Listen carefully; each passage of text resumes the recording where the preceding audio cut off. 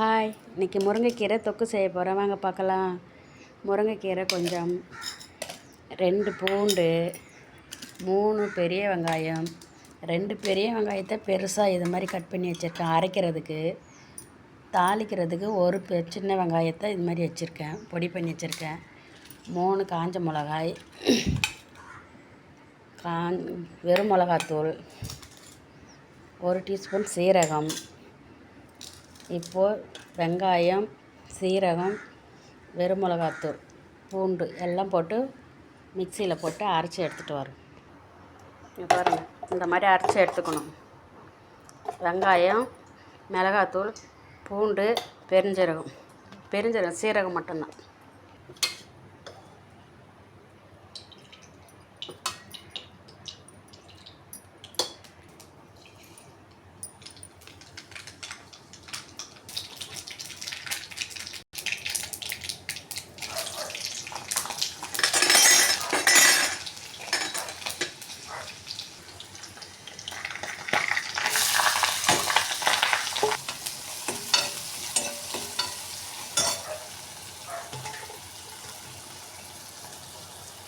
காஞ்ச மிளகாய்,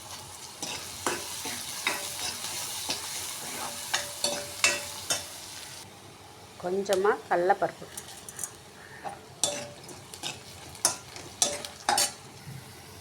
வெங்காயம் நல்லா வதங்கணும் தான். இங்கே பாருங்கள், பொன் வரல நல்லா வதங்கணும். இப்போ அரைச்சி வச்ச பேஸ்ட்டை போடணும் அதில்.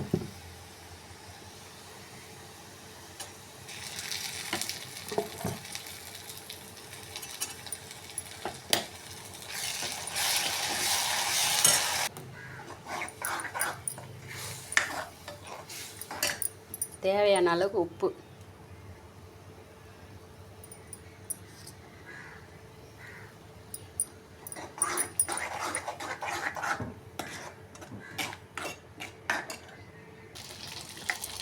இங்கே பாருங்கள், இந்த ஸ்டேஜில் புளி தண்ணி கொஞ்சோண்டு ஊற்றிக்கணும். பாருங்கள், கொஞ்சமாக புளி தண்ணி.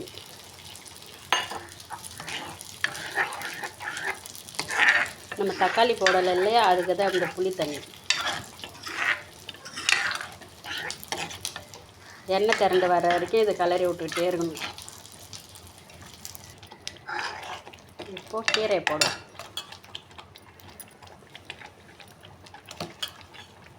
எல்லாம் முடிஞ்சு இறக்க போகிற சமயத்தில் தான் கீரையை போட்டு கிளறணும்.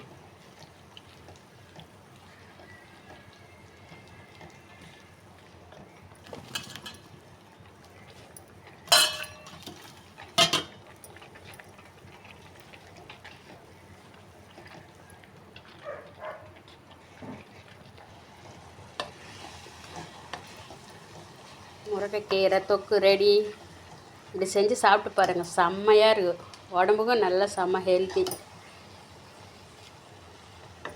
முருங்கைக்கீரை தொக்கு, மீன் வறுவல் செம்மையாக இருக்கும். சாப்பிட்டு பாருங்கள்.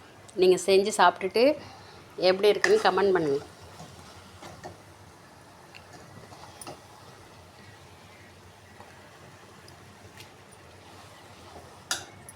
தேங்க்யூ, பாய்.